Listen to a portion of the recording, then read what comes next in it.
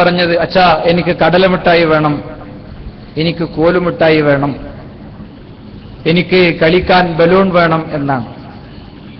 തലമുറകൾ തമ്മിലുള്ള വ്യത്യാസത്തെ സുദീർഘമായ സംസാരം കൊണ്ടോ പ്രഭാഷണം കൊണ്ടോ അല്ലെങ്കിൽ ഇവിടെ സലഫി പ്രസ്ഥാനം ചർച്ച ചെയ്യുന്ന പ്രമേയത്തെ വളരെ വിശദമായ അർത്ഥത്തിൽ അതിന്റെ ആമുഖം പറഞ്ഞ് നീട്ടാതിരിക്കാൻ വേണ്ടി ആയിരിക്കണം ഒരുപക്ഷെ കഥാകൃത്തിന് ഞാൻ ഉദ്ധരിച്ചത്.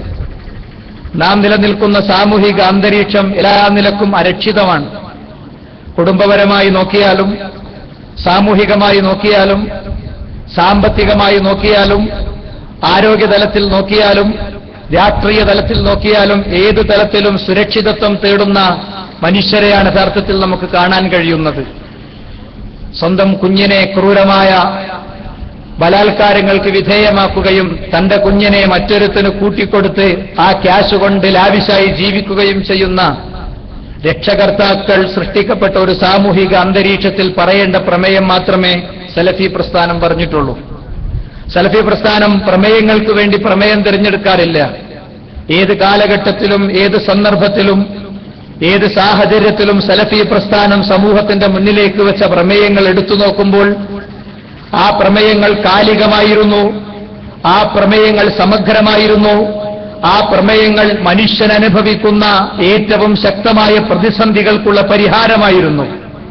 ഇവിടെയും അരക്ഷിതമായ മാനസികാവസ്ഥയിൽ കഴിയുന്ന ആത്മഹത്യാ മുനമ്പുകളിലേക്കും മരണക്കൊമ്പുകളിലേക്കും നടന്നു നീങ്ങിക്കൊണ്ടിരിക്കുന്ന മനുഷ്യർക്ക് നിങ്ങൾക്കൊരു സുരക്ഷിതത്വത്തിന്റെ താവളമുണ്ടെന്ന ശക്തമായ തിരിച്ചറിവ് തന്നെയാണ് യഥാർത്ഥത്തിൽ മതം സുരക്ഷയാണ് എന്ന പ്രമേയത്തിലൂടെ സലഫി പ്രസ്ഥാനം നൽകാൻ ഉദ്ദേശിക്കുന്നത്.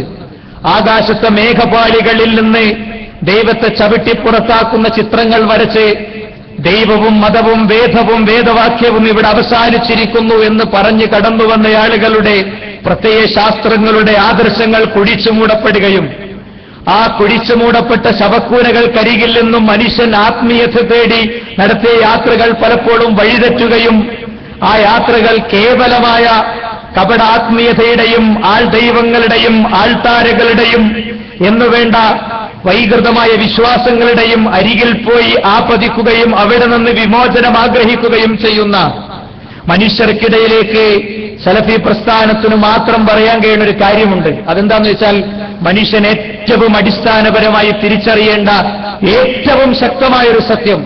അപ്പോൾ മാത്രമേ മതം സുരക്ഷിതത്വമാണ് എന്ന സത്യം നമുക്ക് തിരിച്ചറിയാൻ പറ്റുള്ളൂ. അതെന്താന്ന് ചോദിച്ചാൽ എന്നെ ഏറ്റവും കൂടുതൽ ഞാൻ ജീവിക്കുന്ന ലോകത്ത് സ്നേഹിക്കുന്നത് ആരാണ്? എന്നെ ഏറ്റവും കൂടുതൽ സ്നേഹിക്കുന്നത് മരണത്തിന്റെ പാതിവേദനയുള്ള പ്രസവത്തിലൂടെ എനിക്ക് ജന്മം നൽകിയ എന്റെ മാതാവാണോ? ലേബർ റൂമിലെ പ്രതിസന്ധിയുടെ ഘട്ടങ്ങൾ കടന്ന് എന്നെ കൈത്തണ്ടയിലേക്ക് നേഴ്സെടുത്ത് വേദനിക്കുന്ന മേനിയുമായി കിടക്കുന്ന ഉമ്മയുടെ മുന്നിൽ കാണിച്ചു കൊടുക്കുമ്പോഴും മുഖത്തെ അവരുടെ ചുണ്ടിൽ വിടർന്ന പുഞ്ചിരി കൊണ്ടെനിക്ക് അമ്മിഞ്ഞതെന്ന നാൾ മുതൽക്ക് ഞാൻ അനുഭവിച്ച ഓരോ അന്തസംഘർഷങ്ങളിലും എന്റെ കൂടെ നിന്ന എന്റെ ഉമ്മയാണോ എന്നെ ഏറ്റവും കൂടുതൽ സ്നേഹിക്കുന്നത്? അതല്ല, ജീവന്റെ പാതിയായി എനിക്ക് സുരക്ഷിതത്വം ഒരുക്കി ഒരു രാത്രിയിൽ ഞാൻ കരയാൻ തുടങ്ങിയപ്പോൾ കാരണമില്ലാത്ത കരച്ചിലിന്റെ കാരണം തേടി ഡോക്ടറുടെ അടുത്തേക്ക് മൊബൈൽ ടോർച്ചിന്റെ വെളിച്ചത്തിൽ ഇടവഴികളിലൂടെ ഓടിയെത്തി കാഷ്വാലിറ്റിയിൽ കൊണ്ടുപോയെന്നിട്ട്, സർ, ഇതെനിക്കുള്ള ഏക മകനാണ്, ഇവനെ എനിക്ക് തിരിച്ചു തരണം, ഇവനെ തിരിച്ചു തരാൻ ഞാൻ എന്തു വേണമെങ്കിലും തരാൻ തയ്യാറാണ് എന്ന് പറഞ്ഞ എന്റെ പിതാവാണോ? 28 വർഷം എനിക്ക് വേണ്ടി പ്രവാസം അനുഭവിച്ച എന്റെ പിതാവാണോ? അതുമല്ലെങ്കിൽ സാമൂഹിക മധ്യത്തിൽ ഞാൻ കല്യാണം കഴിച്ച മൂതരവിരലിൽ പിടിച്ച് ഞാൻ കൊണ്ടുവന്ന അംബാസഡർ കാറിലേക്ക് കയറ്റിക്കൊണ്ടുവന്ന് രാത്രി ഞാൻ വൈകിയെത്തുമ്പോൾ എനിക്ക് വേണ്ടി ചൂടുള്ള ഭക്ഷണം വിളമ്പിത്തന്ന് എന്റെ ജീവിതത്തിന് ആസ്വാദനവും ആശ്വാസവും തന്ന എന്റെ പെണ്ണാണോ? അതുമല്ലെങ്കിൽ ഞാൻ കണ്ണിൽ എണ്ണയൊഴിച്ച് കാത്തിരുന്ന് വളർത്തിയ എന്റെ മകനാണോ? എന്നെ ലോകത്ത് ഏറ്റവും കൂടുതൽ സ്നേഹിക്കുന്നത് ആരാണ് എന്ന ചോദ്യത്തിന്റെ ഉത്തരം തേടേണ്ടത് മുസ്ലിം മാത്രമല്ല, ക്രിസ്ത്യാനി മാത്രമല്ല, ജൈനൻ മാത്രമല്ല, ഹിന്ദു മാത്രമല്ല, ഏതെങ്കിലും മതത്തിന്റെ ലേബലിൽ അറിയപ്പെട്ടവനോ അറിയപ്പെടാത്തവനോ മാത്രമല്ല, മറിച്ച് 150 ലിറ്റർ ബ്ലഡിനെ എന്നും ശുദ്ധീകരിക്കുന്ന കിഡ്നിയെ പടച്ച 70 ചില്ലാനം തവണ ശക്തമായി മിടിച്ച് ശരീര സംവിധാനങ്ങളെ ശക്തമായി നിയന്ത്രിക്കുന്ന ആ നിയന്താവായ റബ്ബാണ് എന്നെ ഏറ്റവും കൂടുതൽ സ്നേഹിക്കുന്നത് എന്ന് തിരിച്ചറിയാതിരിക്കുമ്പോൾ സുഹൃത്തുക്കളെ, സുരക്ഷിതത്വത്തിന്റെ കേന്ദ്രങ്ങൾ തേടി മനുഷ്യൻ പോകും. ആ സുരക്ഷിതത്വത്തിന്റെ കേന്ദ്രങ്ങൾ ചിലപ്പോൾ മയക്കുമരുന്നായിരിക്കും, ചിലപ്പോൾ ബീവറേജ് കോർപ്പറേഷന്റെ ക്യൂ ആയിരിക്കും, ചിലപ്പോൾ ഒരു മുളം കയറായിരിക്കും, അതുമല്ലെങ്കിൽ അവൻ കെട്ടിത്തൂങ്ങി ചാകുമ്പോൾ അവൻ ആടിത്തൂങ്ങി പിന്നെ ഫോട്ടോ ഫ്ലാഷുകളിൽ അവനെ പകർത്തുന്ന മരണക്കൊമ്പുകളായിരിക്കും, അതുമല്ലെങ്കിൽ ഛായാചിത്രങ്ങളായിരിക്കും, അതുമല്ലെങ്കിൽ പൂജാവിഗ്രഹങ്ങളായിരിക്കും, അതുമല്ലെങ്കിൽ ജാറങ്ങളായിരിക്കും, അതുമല്ലെങ്കിൽ പുണ്യപുഷ്പങ്ങളായിരിക്കും, അതുമല്ലെങ്കിൽ പുണ്യാത്മാക്കളായിരിക്കും. അവിടെ വളരെ വ്യക്തമായൊരു തിരിച്ചറിവ് നമുക്ക് ആവശ്യമാണ്. എനിക്കൊരു വിഷമമുണ്ട്, എനിക്കൊരു പ്രതിസന്ധിയുണ്ട്, എനിക്ക് ഒരു പ്രതിസന്ധിയിൽ നിന്ന് രക്ഷപ്പെടണം. മദ്യപാനിയായ മനുഷ്യൻ ഈ ശബ്ദപരിധിയിൽ അദ്ദേഹം എന്നെ കേൾക്കുന്നുണ്ട്. അദ്ദേഹം അനുഭവിച്ച പ്രതിസന്ധി നിങ്ങൾക്കറിയുമോ? അയാളുടെ മകളുടെ കല്യാണം 4ാം തവണയും മുടങ്ങിയപ്പോൾ, 5ാം തവണയും മുടങ്ങിയപ്പോൾ എല്ലാവരും പറഞ്ഞു അയാൾ മദ്യപാനി ആയതുകൊണ്ടാണ്. അതുമല്ലെങ്കിൽ കീറിയ കുപ്പായമിട്ട് 3ാം ക്ലാസ്സുകാരിയായ അയാളുടെ മകൾ, അവൾ ക്ലാസ് മുറിയിൽ ഇരുന്നപ്പോഴൊക്കെ എല്ലാ കുട്ടികളും കുറച്ച് വിട്ടിരുന്നു. അതറിഞ്ഞപ്പോൾ അയാളുടെ ഹൃദയം പൊട്ടി.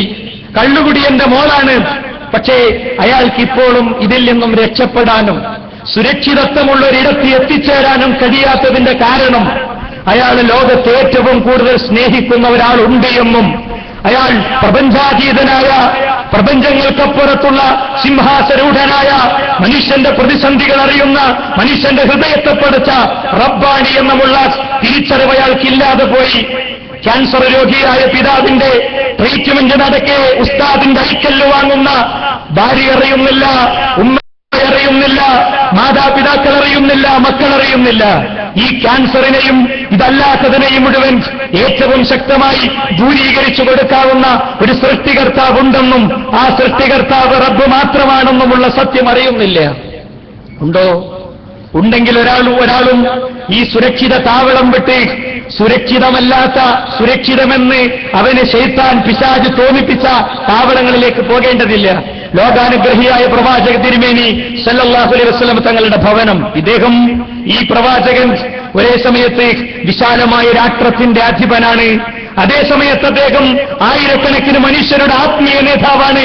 പക്ഷേ അദ്ദേഹത്തിന്റെ വീടിന് നിങ്ങൾ ആത്മീയ നേതാവിന്റെ വീടിന്റെ പിന്നെ ചിഹ്നങ്ങളോ ചിത്രങ്ങളോ ഒന്നും അവിടെ കാണാനില്ല. നാം കാണുന്ന സമൂഹ മധ്യത്തിലെ ആത്മീയ നേതാക്കന്മാർക്കുള്ള ഒന്നും അവിടെ കാണാനില്ല.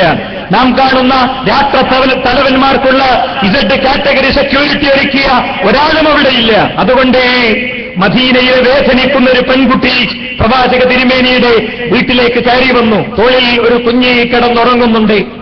വിശന്ന് വലഞ്ഞ് കരഞ്ഞാണ് അവൾ ഉറങ്ങുന്നത്. സെക്യൂരിറ്റി സ്റ്റാഫിനോട് വിശദീകരണം പറയേണ്ടതില്ലാത്ത ഭരണകർത്താവിന്റെ വീടായതുകൊണ്ട് നേരെ കയറി ചെന്നു. ഇരിക്കുന്നു പ്രവാചക തിരുമേനിയും അദ്ദേഹത്തിന്റെ പ്രിയപ്പെട്ട പത്നി ആയിഷ ബീവിയും. എന്തോ സംസാരത്തിലാണ്. കണ്ടപ്പോ കാര്യം മനസ്സിലായി. ആയിഷ ബീവി വീട്ടിന്റെ ഉള്ളിലേക്ക് പോയി. 21:41 എസ്കോട്ടിംഗ് സ്റ്റാഫിനെയും അതിലേറെ വിശാലമായ അനുയായി വൃന്ദത്തെയും വെച്ച് സ്വന്തം കാര്യങ്ങൾ മുഴുവൻ നടത്തുന്ന ഭരണാധികാരികൾ ജീവിക്കുന്ന ലോകത്ത്, ജീവിക്കുന്ന സാമൂഹിക മധ്യത്തിൽ നമുക്ക് ഒരു പ്രതിസന്ധിയുടെ വായിക്കാൻ കഴിയണം. ആയിഷ ബീവി പോയി എല്ലാ പാത്രത്തിലും കൈയിട്ടു. ഒരു പാത്രത്തിലും ഒന്നും കിട്ടണില്ല, ഒരു പാത്രത്തിലൊന്നുമില്ല. അവസാനം ഒരു പാത്രത്തിന്റെ ഒരു മൂലക്കൽ ഒട്ടിപ്പിടിച്ചു നിൽക്കുന്ന കാരക്ക കഷ്ണം പുറത്തെടുത്ത് ആയിഷ ബീവി റളിയല്ലാഹു അൻഹ പുറത്തേക്ക് വന്നു. ആ പെണ്ണിന്റെ കയ്യിൽ വെച്ചെടുത്തു. അവൾ അതിലേക്ക് നോക്കി, ഒന്ന് പുഞ്ചിരിച്ചു. എന്നിട്ട് ചമച്ചിട്ട് സ്വന്തം കുഞ്ഞിന്റെ വായിൽ വെച്ചു കൊടുത്തു. ഇന്ന് രാവിലെ ഒന്നും അവൾ കഴിച്ചിട്ടില്ല, ഇന്നുച്ചക്കൊന്നും അവൾക്ക് കിട്ടിയിട്ടില്ല, ഇന്ന് രാത്രി കിട്ടുമെന്ന് പ്രതീക്ഷയുമില്ല. ആ ദാരിദ്ര്യത്തിൽ അകപ്പെട്ട കുഞ്ഞായതുകൊണ്ട് അവൾ വീണ്ടും അന്നം ചോദിച്ചു. പ്രവാചക തിരുമേനിയുടെയും ആയിഷ ബീവിയുടെയും മുഖത്തേക്ക് ഒന്നുകൂടെ നോക്കി അവൾ നടന്നു. ആ സ്വഹാബി വനിത നടന്നു. അങ്ങകലെ കണ്ണെത്താത്ത ദൂരത്ത് കാണാമറയത്ത് ആ സ്ത്രീ എത്തിയപ്പോൾ ഒരു രാഷ്ട്രത്തിന്റെ അധിപൻ, പ്രവിശാലമായ ഒരു രാഷ്ട്രത്തിന്റെ അധിപൻ മുഖം പൊത്തി തന്റെ 2 കണ്ണുകളും തുടച്ചുകൊണ്ട് തന്റെ പത്നിയായ ആയിഷ ബീവിയോട് പറഞ്ഞ വരികളിൽ, മദ്യപാനത്തിൽ അകപ്പെട്ട് സുരക്ഷിതത്വം തേടുന്നവർക്ക്, പിന്നെ വ്യാജമായ ആരാധനകളിൽ അകപ്പെട്ട് മനഃശാന്തി നഷ്ടപ്പെട്ടവർക്ക്, കുടുംബത്തിലെ സുരക്ഷിതത്വം നഷ്ടപ്പെട്ടവർക്ക്, സർവ്വയാളികൾക്കും ആ മറുപടിയിൽ സുരക്ഷിതത്വമുണ്ട്. എന്താ? അല്ലാഹുവിന്റെ റസൂൽ സല്ലല്ലാഹു അലൈഹി വസല്ലം തങ്ങൾ പറയാണ്, പ്രവാചക തിരുമേനി സല്ലല്ലാഹു അലൈഹി വസല്ലം തങ്ങൾ ചോദിക്കാൻ, ആയിഷ ജീവിതം ചോദിക്കുന്ന ചോദ്യാവലികളുടെയും ആ പെൺകുട്ടി ഉണ്ടാക്കുന്ന പ്രതിസന്ധിയുടെയും മധ്യത്തിൽ പ്രയാസപ്പെട്ടിട്ട് സ്വന്തം കുഞ്ഞിനെ ഈ മരുഭൂമിയിൽ എവിടെയെങ്കിലും വലിച്ചെറിഞ്ഞ് ഈ പെൺകുട്ടി, ഈ സ്ത്രീ, ഈ ഉമ്മ രക്ഷപ്പെടുമെന്ന് നീ വിചാരിക്കുന്നുണ്ടോ? പ്രവാചക തിരുമേനി സല്ലല്ലാഹു അലൈഹി വസല്ലം തങ്ങളുടെ ചോദ്യത്തിന് ആയിഷ ബീവി കൊടുത്ത ഉത്തരം എന്താണെന്നറിയോ? ആയിഷ ബീവി റളിയല്ലാഹു അൻഹ കൊടുത്ത ഉത്തരം, ഇല്ല നബിയെ, ഒരു ഉമ്മാക്ക് ഇത് ചെയ്യാൻ പറ്റൂല എന്നാ. അവിടെ നമുക്കൊരാശ്വാസമുണ്ട്. എന്താ റസൂലുള്ളാഹി പറഞ്ഞത്? എങ്കിൽ ആയിഷ, ലോകത്ത് നിന്നെ ഏറ്റവും കൂടുതൽ സ്നേഹിക്കുന്നത്, ലോകത്തെ മനുഷ്യരെ ഏറ്റവും കൂടുതൽ സ്നേഹിക്കുന്നത് ആരാന്നറിയോ? ഏറ്റവും കൂടുതൽ സ്നേഹിക്കുന്നത് അല്ലാഹുവാണ്. അല്ലാഹു കഴിഞ്ഞിട്ടേ ആ ഉമ്മ വരെ ആ കുട്ടിയെ സ്നേഹിക്കുന്നുള്ളൂ എന്നാണ്. അള്ളാഹനെ കഴിഞ്ഞിട്ട് ആ ഉമ്മ വരെ ആ കുട്ടിയെ സ്നേഹിക്കുന്നുള്ളൂ എന്നാണ്. ഇത് നമുക്കറിയാം. മുജാഹിദുകൾക്ക് രോഗമില്ലാഞ്ഞിട്ടല്ല അവർ ജാരങ്ങളിലേക്ക് പോകാത്തത്. ജീവിതത്തിൽ പ്രതിസന്ധി അനുഭവിക്കുന്നവരുണ്ട്. ശരീരത്തിൽ ഒരു സൂചിമുനയുടെ അത്ര ബ്ലഡ്, സൂചിമുനയുടെ അത്ര ദ്വാരം വീണാൽ ഒഴുകുന്ന ബ്ലഡ് അവസാനിക്കണമെങ്കിൽ 15,000 20,000 ഇഞ്ചക്ഷൻ അടിക്കേണ്ട സഹപ്രവർത്തകർ നമുക്കുണ്ട്. പക്ഷേ അവരാരും മൊഹീദ്ദീൻ ഷേഖെ രക്ഷിക്കണമെന്ന് പ്രാർത്ഥിച്ചിട്ടില്ല. എന്തുകൊണ്ട്? അവർക്കറിയാം ഏറ്റവും കൂടുതൽ സ്നേഹിക്കുന്നവൻ മുകളിലാണെന്ന്. തന്റെ ഭാര്യയുമായുള്ള ശാരീരിക ബന്ധത്തിലെ അവസാനത്തെ നിമിഷങ്ങൾ അയാൾക്ക് തോന്നുന്നത് തന്റെ നെഞ്ചത്താരോ കത്തി കുത്തിയിറക്കുന്നത് പോലെയാണ്. നമുക്കോ ലോകത്തെ ഏറ്റവും വലിയ ആസ്വാദനമാണ്. എങ്കിൽ ഈ പ്രതിസന്ധിയുള്ള മുജാഹിദ്, അയാൾ ഏലസ് കെട്ടാൻ പോകാത്തത്, അയാൾ ജാറങ്ങളിലേക്ക് പോകാത്തത്, അയാൾ മഖാമുകളിലേക്ക് പോകാത്തത്, അയാൾ ജിന്നിനെ വിളിക്കാത്തത്, അയാൾ മലക്കിനോട് സങ്കടം പറയാത്തത്, അതിനൊറ്റ കാരണം മാത്രമേ ഉള്ളൂ, രോഗം തന്ന റബ്ബ് എന്നെ ആത്മാർത്ഥമായി സ്നേഹിക്കുന്നുണ്ട്, അതുകൊണ്ട് ഇതെന്റെ ഗുണത്തിനാണെന്നറിയാം. കുഞ്ഞില്ലാത്ത IVF-കൾക്ക് മുന്നിൽ കാത്തിരിക്കുന്ന മാതാപിതാക്കൾ ഒരിക്കലും പുത്തിരിപ്പാടത്തെ പൊട്ടി വീണ മരക്കഷ്ണത്തിൽ കെട്ടിയ തൊട്ടിയിൽ പോയി കുട്ടിക്ക് വേണ്ടി നേർച്ച നേടാത്തതിന്റെ കാരണവും അതുതന്നെയാണ് സുഹൃത്തുക്കളെ. ഈ പരമമായ സത്യം സമൂഹമധ്യത്തിൽ ഉന്നയിച്ച് ശക്തമായി പോകുന്ന മുജാഹിദ് പ്രസ്ഥാനത്തിനെതിരിൽ ചില ആളുകൾ റിവേഴ്സ് ഗിയറിൽ തിരിഞ്ഞിരിക്കുന്നു. എന്നിട്ട് അവർ ഉറക്കെ പറയുന്നു, 2002 ഓഗസ്റ്റ് 12 മുജാഹിദ് പ്രസ്ഥാനത്തിൽ നിന്ന് പിരിച്ചുവിടപ്പെട്ട ചില സുഹൃത്തുക്കൾ ആദ്യം പറഞ്ഞു. അവര് പറഞ്ഞതിലെ വാചകത്തിൽ, വരികളിൽ, ആശയത്തിൽ ഒന്നും വ്യത്യാസമില്ലാതെ 2012 മുതൽക്ക് വേറെ ചില ആളുകൾ പറഞ്ഞു തുടങ്ങുന്നു. 2002 ഓഗസ്റ്റ് 23 പറഞ്ഞവർ പറഞ്ഞ തെളിവല്ലാത്തൊരു തെളിവും പുതിയതില്ല. 2002 ഓഗസ്റ്റ് 12 മുതൽക്ക് ആരാണോ കേരളത്തിൽ തൗഹീദിനു വേണ്ടി ജീവിക്കുന്ന, തൗഹീദിനു വേണ്ടി ജീവത്യാഗം ചെയ്യുന്ന, തൗഹീദിനു വേണ്ടി സ്വന്തം വീട്ടിൽ നിന്ന് നാട്ടിപ്പുറത്താക്കപ്പെട്ടു 18 ബെഡ്റൂമുള്ള വീട് തല ഉയർത്തി നിൽക്കുമ്പോൾ മുതലാളിയുടെ മകൻ അപ്പുറത്തെ വാടക വീട്ടിൽ തന്റെ പ്രിയപ്പെട്ടവളുമായി താമസിക്കേണ്ടി വന്ന ദുരന്തമുണ്ടായത് പ്രാർത്ഥിക്കപ്പെടാൻ അർഹൻ മുത്ത് റസൂലുള്ളാഹി പറഞ്ഞ ഒരൊറ്റ വാചകത്തിൽ ഉറച്ചു നിന്നു. ഏതാ? ഖുൽ ഇന്നമാ അദ്ഉ റബ്ബി, ഞാൻ എന്റെ റബ്ബിനെ മാത്രമേ വിളിക്കൂ, വലാ ഉശ്രികു ബിഹി അഹദാ, അവനെ അല്ലാതെ മറ്റാരെയും ഞാൻ വിളിക്കുകയില്ല എന്ന് പ്രഖ്യാപിച്ച ആ മുജാഹിദ് സമൂഹത്തിനെതിരിൽ 2002 ഓഗസ്റ്റ് 12 പ്രസ്ഥാനത്തിൽ നിന്ന് പിളർന്നു പോയ ചില ആളുകൾ, പ്രസ്ഥാനത്തെ പിളർത്താൻ ശ്രമിച്ചു പുറത്തുപോയ ചില ആളുകൾ ഉന്നയിച്ച ആരോപണം അതേപോലെ 2012 10 വർഷം കഴിയുമ്പോൾ വീണ്ടും കേൾക്കുന്നു. നമ്മൾ പരിശോധിക്കണ്ടേ? അന്നുന്നയിച്ച തെളിവല്ലാതെ ഒരു പുതിയ തെളിവും ഇന്നില്ല.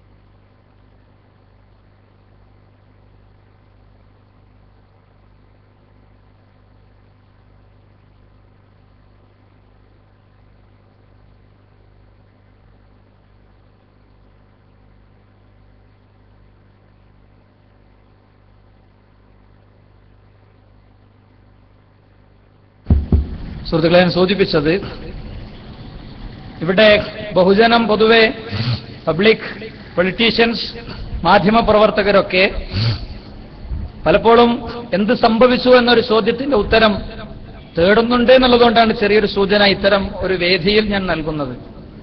2012 മുജാഹിദ് പ്രസ്ഥാനത്തിൽ നിന്ന് ഐഡിയോളജിക്കലായ ആദർശപരമായ സംഘടനാപരമായ കാരണം കൊണ്ട് പിരിഞ്ഞുപോയ ചില സഹോദരങ്ങൾ അവരെ ഏറ്റവും അവസാനം അറ്റകൈ പ്രയോഗം നടത്തിയതായിരുന്നു രക്ഷപ്പെടാൻ.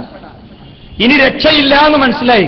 ഒന്നേ, ലോകാടിസ്ഥാനത്തിൽ ജമാഅത്തെ ഇസ്ലാമി എന്ന് പറയുന്ന സയ്യിദ് മൗദൂദിയുടെ ആദർശം ലോകത്ത് വന്ന അമ്പിയാക്കൾ മുഴുവൻ ഭരണം സൃഷ്ടിക്കാൻ വേണ്ടി ശ്രമിച്ചവരാണെന്നും മുസ്ലിങ്ങൾ ജീവിക്കുന്ന നാട്ടിൽ ഇസ്ലാമില്ലെങ്കിൽ അവർക്കവിടെ മുസ്ലിങ്ങളായി ജീവിക്കാൻ കഴിയില്ലെന്നും അതുകൊണ്ട് അത് മുസ്ലിങ്ങളുടെ വിശ്വാസത്തിന്റെ ഭാഗമാണെന്നും അതുകൊണ്ട് ഇസ്ലാമിക രാഷ്ട്രമുണ്ടാക്കാൻ വേണ്ട പണികൾ നടത്തണമെന്നും വിശ്വസിച്ച ജമാഅത്തെ ഇസ്ലാമിയെ ലോകാടിസ്ഥാനത്തിൽ ശക്തമായി നേരിട്ടതും അവരുടെ തീവ്രവാദ പ്രവണതകളെ അത് ഇല്ലാതാക്കാൻ വേണ്ട ശക്തമായ പദ്ധതികൾ ആവിഷ്കരിച്ചതും സലഫികളായിരുന്നു. ആ സലഫികളെ ഇല്ലാതാക്കിയാൽ മാത്രമേ രക്ഷപ്പെടുന്നു മനസ്സിലായപ്പോ അവരുണ്ടാക്കിയ ഒരാസൂത്രണത്തിന്റെ ഭാഗമായി ലോകത്തെ സലഫി സംഘടനകളിലൊക്കെ ഉണ്ടായ ഇഷ്യൂസ് കേരളത്തിലൊന്നുണ്ടായി. അതുവരെ നടപ്പിലാക്കാൻ ശ്രമിച്ചു. അത് പിടികൂടിയപ്പോ അന്ന് രക്ഷപ്പെടാൻ വേണ്ടിയിട്ട ബോംബായിരുന്നു മുജാഹിദുകൾ ഷിർക്കിലേക്ക് പോകുന്നു. അന്ന് എന്തൊക്കെയാണോ അത് ഉന്നയിക്കാൻ വേണ്ടി ഉദ്ധരിച്ച തെളിവ്, അതല്ലാതെ ഒരു തെളിവും ഇന്നുമില്ല. അപ്പൊ അതിൽ തന്നെ വിഷയം ക്ലിയർ ആണ് എങ്ങോട്ടാണ് കാര്യങ്ങൾ പോകുന്നതെന്നുള്ളത്. അന്ന് ഈ വിഷയം ഉന്നയിച്ചത് ഞങ്ങൾ ഈ വിഷയത്തിൽ മതപരമായ വിഷയത്തിൽ വളരെ കൃത്യമായ ചില പിടുത്തങ്ങൾ പിടിച്ചു. ചേകന്നൂർ മൗലവി എന്ന് പറയുന്ന ഒരു വ്യക്തിത്വം കേരളത്തിൽ വന്നിരുന്നു. അദ്ദേഹം മതത്തെയും മതത്തിന്റെ ആശയങ്ങളെയും ശക്തമായി നിരാകരിച്ചു. വളരെ മലയാളികളായ എഴുത്തുകാർ, സക്കരിയയെ പോലുള്ള ആളുകൾ പോലും ചേകന്നൂർ മൗലവിയെ വിമർശിച്ചുകൊണ്ടാണ് എഴുതിയത്. അദ്ദേഹം പറഞ്ഞത്, ഖുർആൻ എനിക്ക് മനസ്സിലായത്, ഖുർആൻ എനിക്ക് ശരിക്കും മനസ്സിലാകണമെങ്കിൽ ഹദീസും വായിക്കണം എന്നാണ്. അദ്ദേഹത്തിന് ക്ലിയറായി ഖുർആന്റെ സൗന്ദര്യം എനിക്ക് ആസ്വദിക്കാൻ പറ്റിയത് പ്രവാചകന്റെ ഹദീസ് വെച്ചപ്പോഴാണെന്നാണ്. ഈ ഹദീസിനെ നിരാകരിച്ച ചേകന്നൂർ മൗലവി അദ്ദേഹം കൊണ്ടുവന്ന ആശയത്തിലേക്കായിരുന്നു ബഹുമാന്യരായ ഞങ്ങളിൽ നിന്ന് പിരിഞ്ഞുപോയ സുഹൃത്തുക്കൾ, നമ്മിൽ നിന്ന് പിരിഞ്ഞുപോയ സുഹൃത്തുക്കൾ അന്ന് കൊണ്ടുപോകാൻ ശ്രമിച്ചത്. അത് തെളിഞ്ഞതെപ്പോഴറിയോ? പാലക്കാട് സമ്മേളനം വരെ, ഇവിടെ ഈ പാലക്കാട് നടന്ന അവരുടെ സമ്മേളനം വരെ അവരുടെ യുവജന ഘടകത്തിന് നേതൃത്വം നൽകിയ മുജീബ് റഹ്മാൻ കിനാലൂർ, ചേകന്നൂർ മൗലവി അകവും പുറവും എന്ന പുസ്തകത്തിന്റെ എഡിറ്റർ കൂടിയായ അദ്ദേഹം എഴുതിയൊരു വാചകത്തിൽ നിന്നാണ്. ചേകന്നൂർ മൗലവിയെപ്പോലെ മുമ്പും പല നവോത്ഥാന നായകന്മാരും കൊല ചെയ്യപ്പെട്ടിട്ടുണ്ട്. അദ്ദേഹം ആ പരമ്പരയിലൊരു കണ്ണിയാണ്.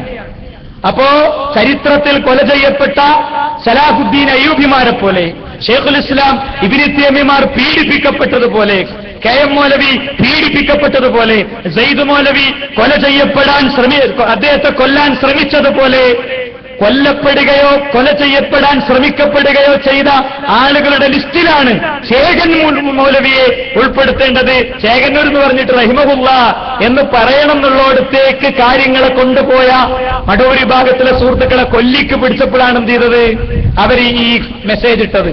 എന്ന് പറഞ്ഞതുപോലെ 2007 ഏപ്രിൽ മാസത്തിൽ എഴുതപ്പെട്ട ഒരു ലേഖനം, ആ 2007 ഏപ്രിൽ മാസം മുതൽക്ക് 2007-ലില്ല, 2008-ലില്ല, 2009-ലില്ല, 2010-ലില്ല, 2011-ലില്ല, 11 ജനുവരി, ഫെബ്രുവരി, മാർച്ച് വരെ ഒരു പ്രശ്നമല്ല. അതുവരെ തൗഹീദായിരുന്നൊരു കാര്യം ഒറ്റയടിക്കെങ്ങനെ ശിർക്കായി അറിയണം. ഒറ്റയടിക്കെങ്ങനെ ശിർക്കായി. ഇതാ സത്യധാര മാസികക്ക് ബഹുമാന്യനായ നദവത്തുൽ മുജാഹിദീന്റെ പ്രസിഡന്റായിരുന്ന ടി.പി. അബ്ദുൽ കോയ മദനി, അദ്ദേഹത്തെ ലീഗലി അദ്ദേഹം പ്രസിഡന്റ് പദത്തിൽ ഇരിക്കാത്തത് കൊണ്ട് മാത്രമാണ്, അദ്ദേഹത്തെ അവഗണിക്കാനോ അവമതിക്കാനോ അല്ല.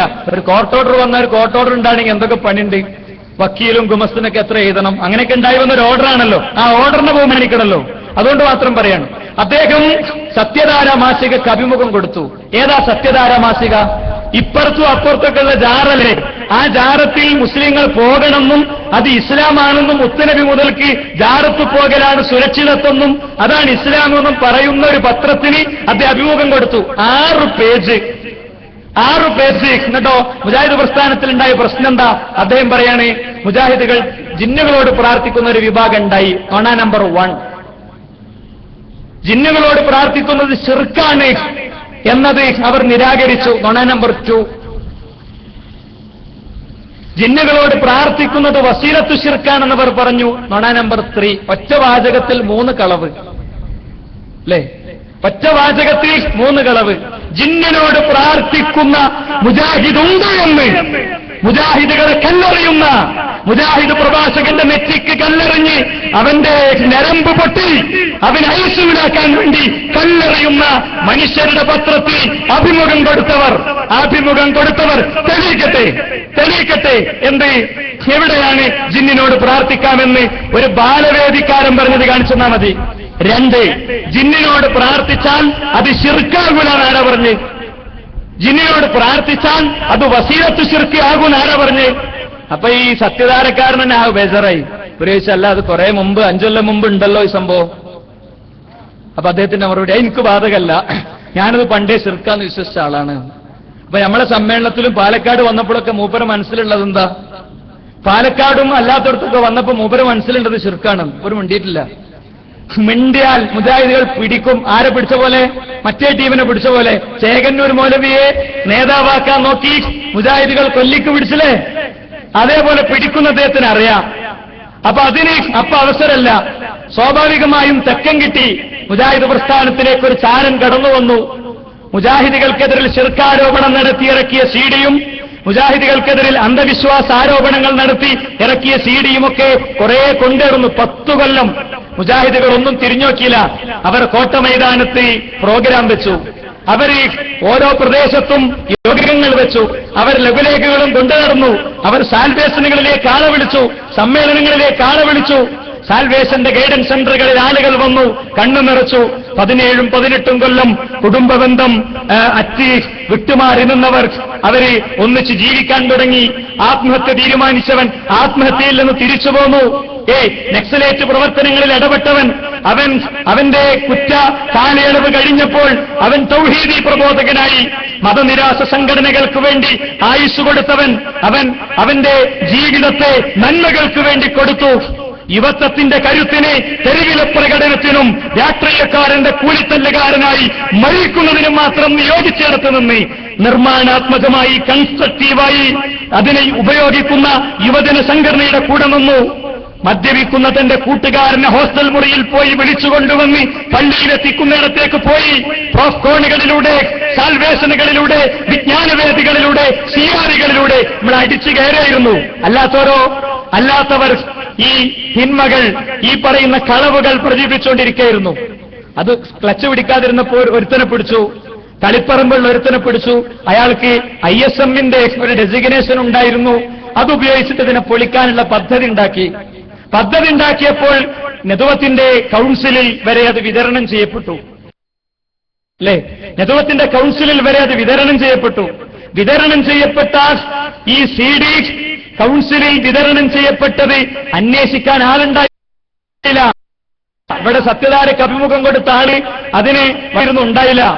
അവസാനം പാലക്കാട് സമ്മേളനത്തിൽ മുജാഹിദുകളെ വാപ്പാനെയും മോനെയും തെറ്റിച്ചതിന്റെ ശേഷം, ഭാര്യനെയും ഭർത്താവിനെയും തെറ്റിച്ചതിന്റെ ശേഷം അയാൾ പ്രത്യക്ഷപ്പെട്ടു. അല്ലെ?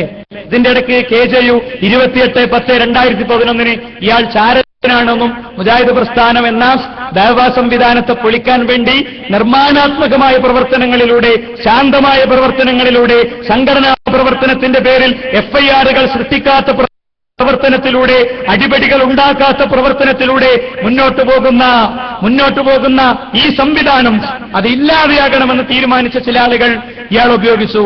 എന്നിട്ടോ അതുകൊണ്ട് തന്നെ ജമിയത്തുൽ ഉലമ ഇയാൾ ചാരനാണെന്ന് കണ്ടെത്തി. ഈ ചാരനാണെന്ന് കണ്ടെത്തിയ വ്യക്തി പക്ഷേ അയാൾ 5-6 മാസം നിർബാധം അയാൾ മിമ്പറുകളിൽ ഈ ചാരപ്രവർത്തനം മിമ്പറിൽ നിന്ന് നടത്തുന്ന സാഹചര്യമുണ്ടായി. ഒരു പബ്ലിക് വേദിയുടെ പരിമിതി ഉള്ളതുകൊണ്ട് ഞാൻ ഡീറ്റെയിൽസിലേക്ക് പോകണില്ല. ഒറ്റ വാചകം പറഞ്ഞ് ഞാൻ നിർത്തണം. എന്തുകൊണ്ടാ നിങ്ങൾ ഇവിടെ വിവാദങ്ങളിൽ നഷ്ടപ്പെടുന്നത് പള്ളിയല്ല, മദ്രസയല്ല, യത്തീംഖാനല്ല, വാപ്പാനോട് തെറ്റിയതല്ല, നിങ്ങളെ വല്ലവരും വീട്ടിൽ നിന്ന് പിടിച്ചിറക്കിയെങ്കിൽ അതല്ല.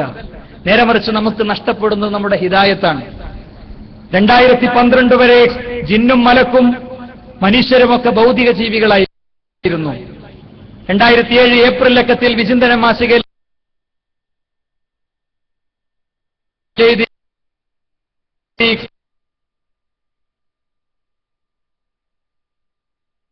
വിചിന്തനം വാരികയിലേതി.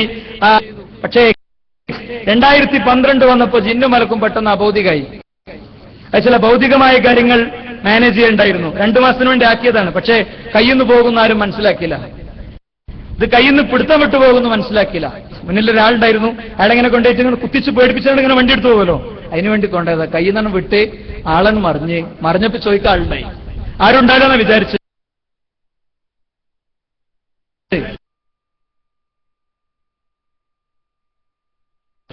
ആരും ഉണ്ടാവില്ലെന്ന്, ഓനോട് തള്ളിയിട്ടാലും ആരും ഉണ്ടാവില്ല എന്നാണ് വിചാരിച്ചത്. എങ്കിൽ ഇതോ സംഭവങ്ങൾ വിശ്വത്തിമക്കാണ് യഥാർത്ഥത്തിൽ പോറൽ സംഭവിച്ചിട്ടുള്ളത്. ശിർക്ക് ആരോപിക്കരുത്, ശിർക്ക് ചെയ്യാത്തവർക്കെതിരിൽ ശിർക്ക് ആരോപിക്കരുത് എന്ന് നമ്മൾ പറഞ്ഞു. പലരും കാറിൽ വന്നിറങ്ങുന്നവരെയും ലോറിയിൽ കയറി പോകുന്നവരെയൊക്കെ നോക്കിയിട്ടാണ് ദീൻ തീരുമാനിച്ചത്. അതുകൊണ്ട് പലർക്കും അതിൽ ആലോചിച്ച് തീരുമാനമെടുക്കാൻ പറ്റിയില്ല. എങ്കിൽ അള്ളാഹുവിനെ സംബന്ധിച്ച് നമുക്കുള്ള വിശ്വാസം അബൗദിക കഴിവ് അള്ളാഹ്ക്ക് മാത്രമുള്ളൂ. കുഞ്ഞീദ് മദിനി എഴുതി. സൃഷ്ടികൾക്കാർക്കും അബൗദിക കഴിവില്ല. കുഞ്ഞീദ് മദിനി എഴുതി. അബൗദികമായ ഉപദ്രവം അള്ളാഹു അല്ലാത്തവരെടുത്തുനിന്ന് വരുമെന്ന് വിശ്വസിച്ചാൽ തന്നെ ശിർക്കാണ്. മണ്ണിൽ വിത്തിടാന്നുള്ളത് ഭൗതിക കഴിവാ, അതിനെ മുളപ്പിക്കാന്നുള്ളത് അബൗദിക കഴിവാ, അല്ലേ? ഗർഭാശയ ഭിത്തിയിൽ ഒരു കുഞ്ഞുണ്ടാകാന്നുള്ളത് അബൗദിക കഴിവാ. അത് ജിന്നിനും മലക്കിനും പറ്റുന്ന കഴിവല്ല. അത് കാര്യകാരണ ബന്ധങ്ങൾക്ക് അപ്പുറത്തുള്ള കാര്യമാണ്. ഇത് റബ്ബിന് മാത്രമുള്ളൂ. ഈ നിലക്ക് ഉപദ്രവിക്കാനും സഹായിക്കാനും പറ്റുക റബ്ബിന് മാത്രമുള്ളൂ, വേറെ ആർക്കും പറ്റുകയില്ല. വേറെ ആർക്കെങ്കിലും പറ്റുമെന്ന് വിശ്വസിച്ചാൽ തന്നെ അത് ശിർക്കാണ്. മൊഹീദ്ദീൻ ഷേഖെ എന്ന് വിളിക്കണ്ട, മൊഹീദ്ദീൻ ഷേഖ് രക്ഷിക്കുമെന്ന് ഈ സീറ്റിൽ നിന്ന് വിശ്വസിച്ചാൽ അവന് ശിർക്ക് സംഭവിച്ചു. അതോടുകൂടി അവന്റെ അമല് പൊളിഞ്ഞുപോയി. അവന്റെ സങ്കേതം നരകമതികാക്കിയതോട് അപൗരമ കഴിവ് അവർക്ക് വകവെച്ചു കൊടുത്തു. അതോടൊപ്പം ജിന്ന് ഉപദ്രവിക്കുന്നും പറഞ്ഞു. ജിന്നിന്റെ ഉപദ്രവം അബോധിക ഉപദ്രവമായി, ജിന്നിന്റെ സഹായം അബോധിക സഹായമായി. അതോടുകൂടെ നമ്മുടെ വിശ്വാസം ശിർക്കിലേക്ക് പോയി.